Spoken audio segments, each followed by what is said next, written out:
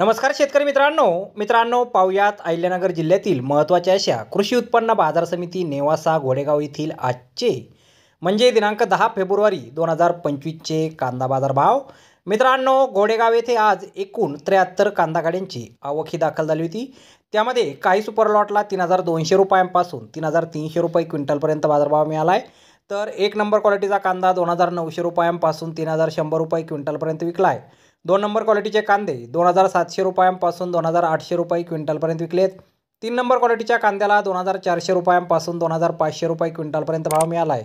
गोल्टा कांदा 1700 रुपयांपासून 2100 रुपये क्विंटलपर्यंत विकला आहे आणि गोल्टी कांद्याला 1200 रुपयांपासून 1500 रुपये क्विंटलपर्यंत आज कृषी उत्पन्न बाजार समिती नेवासा घोडेगाव येथे बाजारभाव हा मिळालेला आहे।